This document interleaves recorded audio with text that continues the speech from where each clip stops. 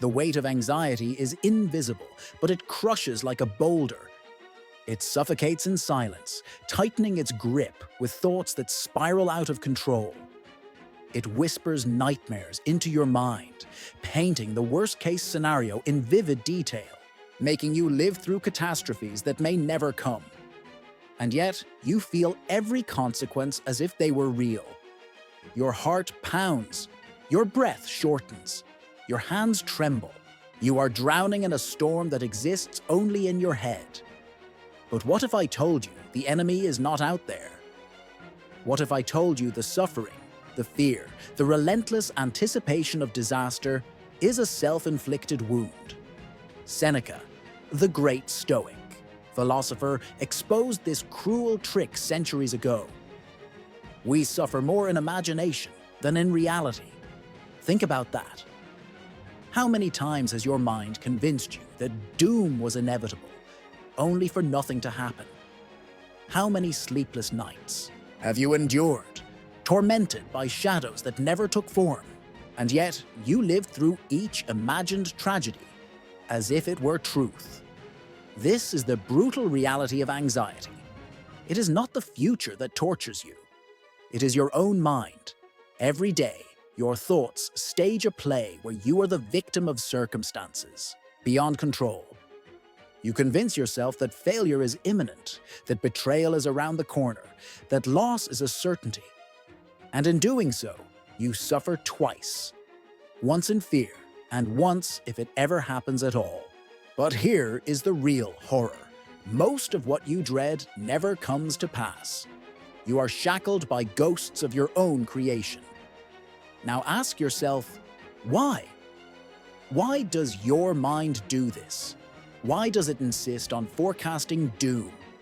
Because it is trying to protect you.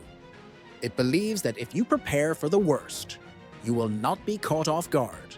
But in reality, all it does is make you live through hell over and over again, without ever touching the fire.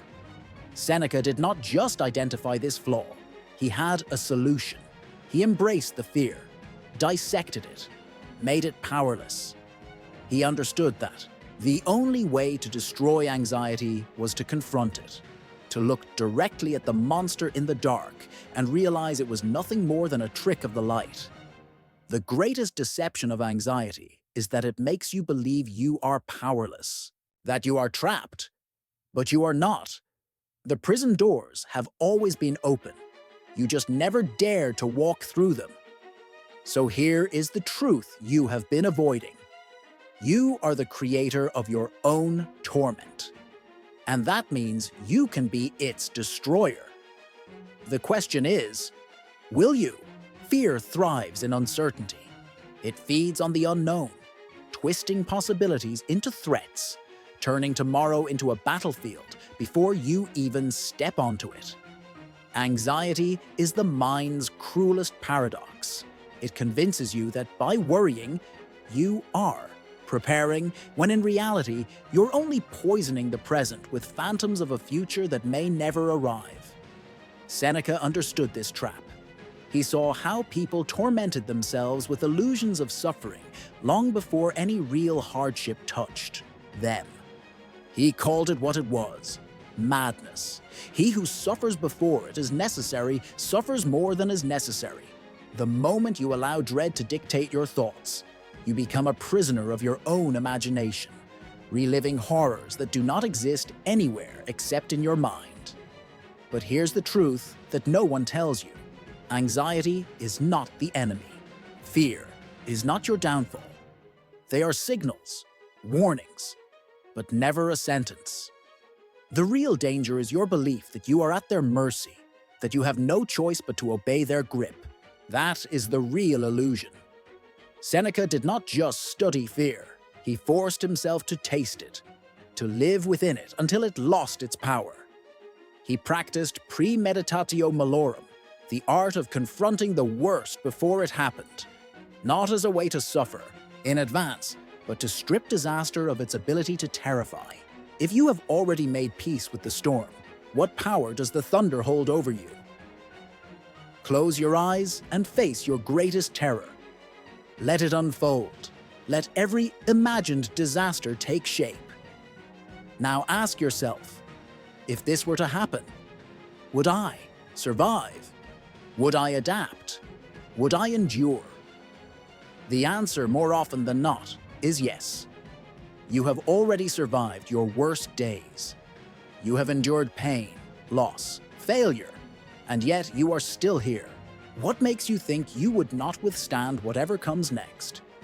The mind is a master illusionist, and its greatest trick is convincing you that fear means danger. But they are not the same. Fear is a feeling, a sensation, a momentary surge of adrenaline. Danger is real.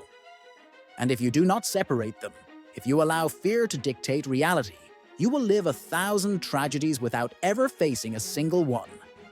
Seneca's wisdom was not about eliminating emotion. It was about mastering it, about stepping back from the chaos of the mind and seeing things as they are, not as you imagine them to be. The unknown will always exist. You cannot predict every outcome. But you can control one thing: your response. And that is where true power lies. Not in the absence of fear, but in the refusal to kneel before it. The chains of anxiety are self-forged. You are the blacksmith, which means you are the one who can break them. The question is, will you? Anxiety is a tyrant, but only if you allow it to be. It rules with whispers, not chains. It does not bind your hands, nor lock you in a cell. It simply convinces you that you are already trapped. That is its greatest trick.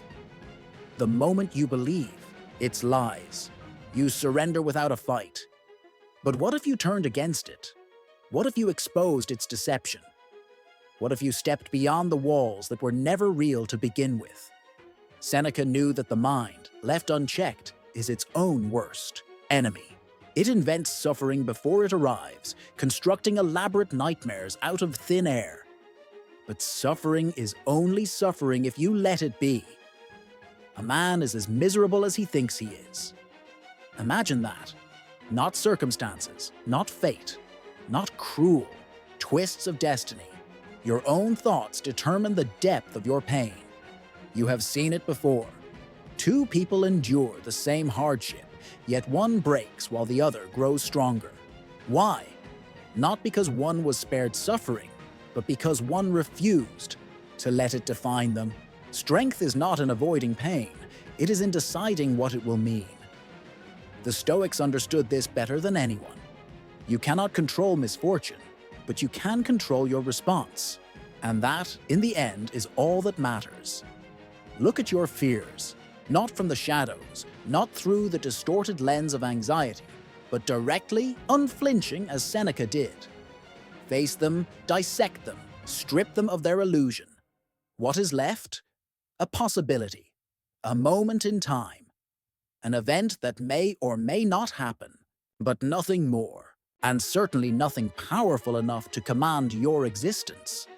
How many times have you feared humiliation, only to realize later that no one was watching? How often have you worried about failure, only to find that failure was the very thing that propelled you forward? Anxiety is a storyteller, weaving fiction into fact. But the truth is simple. You have already survived everything you once feared, every nightmare you anticipated, every catastrophe you braced for, either never arrived or was far less monstrous than you imagined. Seneca did not live in fear. He prepared, he accepted, and he let go. He understood that suffering is not in the event itself, but in the resistance to it. He who is prepared for the worst has already overcome it. Think about that. If you have already accepted the storm, it cannot shake you. If you have embraced the possibility of loss, it cannot wound you. If you have faced your fear head-on, it has no power left. This is your choice now. Continue to be ruled by shadows, haunted by things that do not exist, or take back control. Walk through the illusion. Let anxiety scream its lies. You no longer have to listen. The chains have never been real. The prison door has always been open. You were never powerless. You simply had to realize it. You have lived under the weight of your own thoughts for too long. You have allowed fear to dictate your days, to shape your choices, to whisper its venom into every quiet moment. And yet, despite all the worry, all the sleepless nights, all the catastrophes imagined in vivid detail, how much of it ever truly happened? How much of your suffering was real? And how much was simply a shadow cast by your mind? Seneca warned against this self-imposed torment. We are more often frightened than hurt, and we suffer more in imagination than in reality. Think of the wasted energy, the years lost to fearing what never came to pass. How much of your life has been spent rehearsing pain that never arrived? And even when hardship did strike, wasn't it different from what you had expected? Wasn't it survivable? This is the great fraud of anxiety.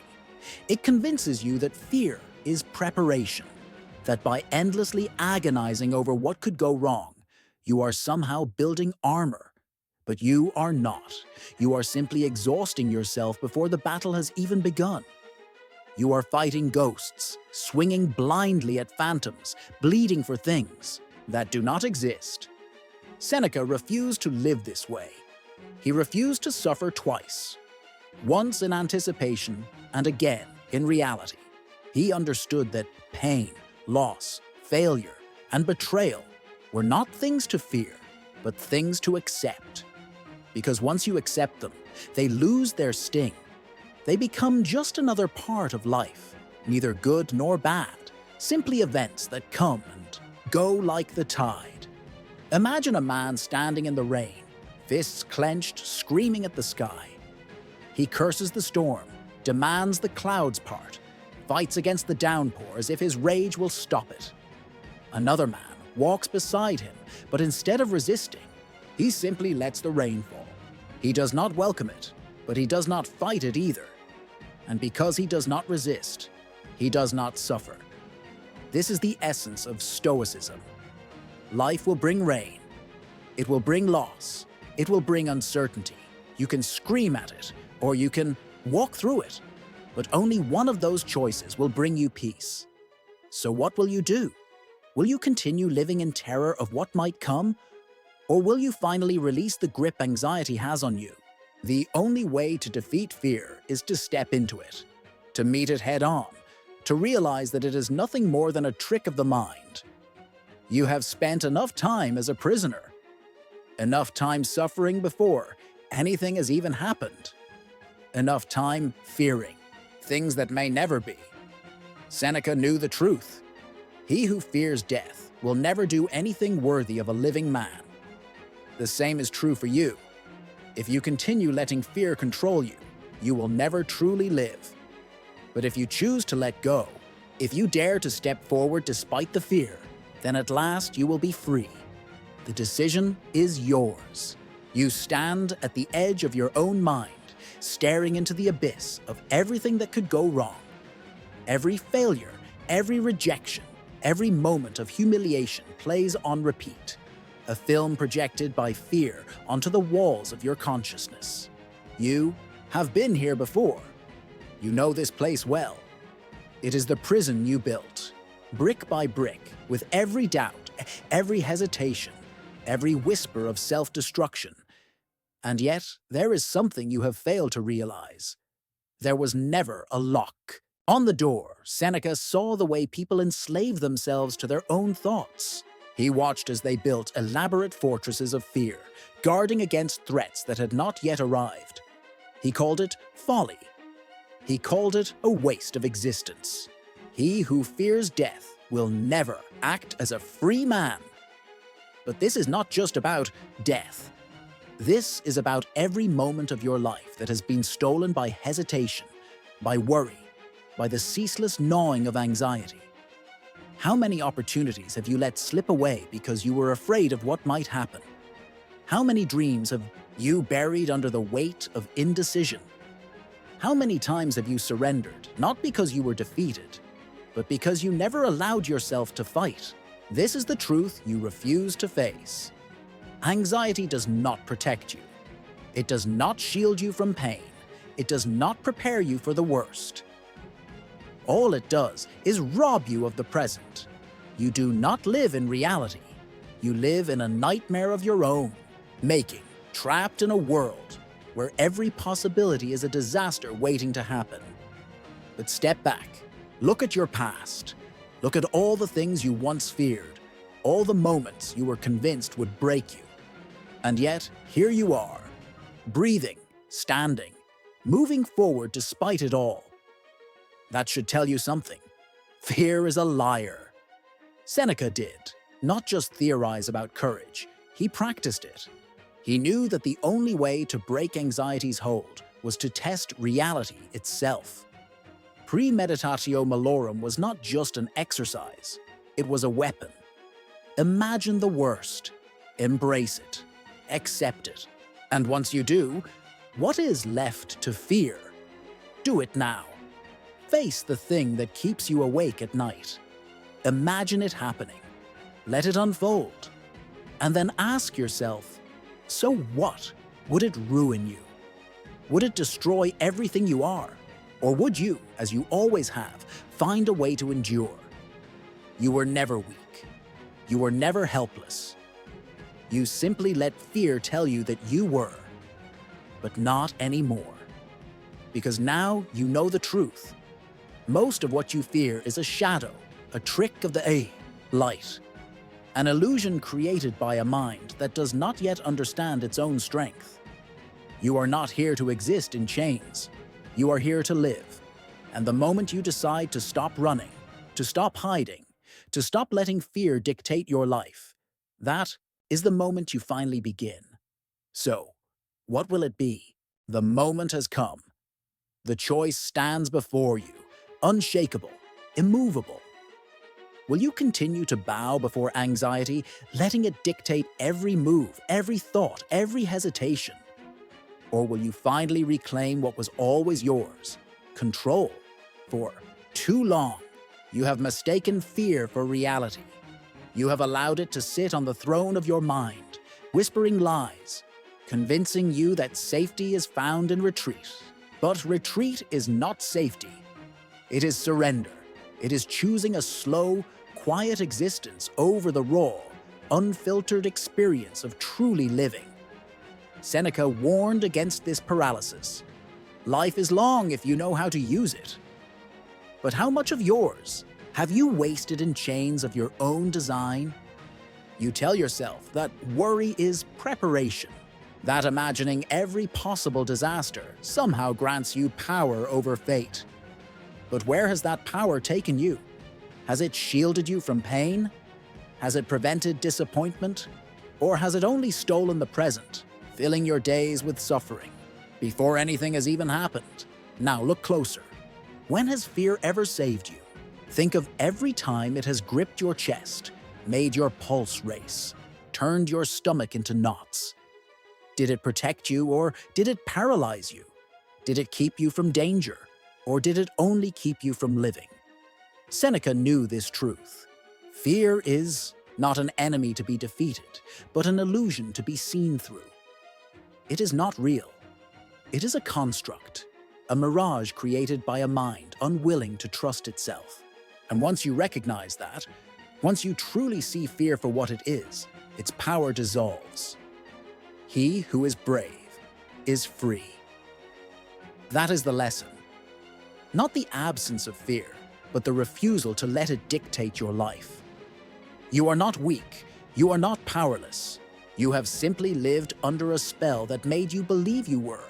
But now the illusion cracks. The truth emerges. And the truth is this: you have always had a choice. You can step forward, or you can remain exactly where you are, trapped in the same cycle, repeating the same patterns. Letting fear write the story of your existence. But if you stay, know this: nothing changes, nothing improves, nothing grows. Anxiety will continue its grip, its whispers, its suffocating weight. And in the end, you will look back and realize that the only thing you ever truly lost was time. Or you can do something different. You can choose to face fear, to meet it head on, to walk straight into the fire and realize it was never flames at all. Just shadows cast by a mind that had forgotten its own strength. This is your moment. Right here. Right now. No more excuses. No more hesitation. You know the truth now. And once you see it, you cannot unsee it. So the final question remains. Will you live? Or will you merely exist?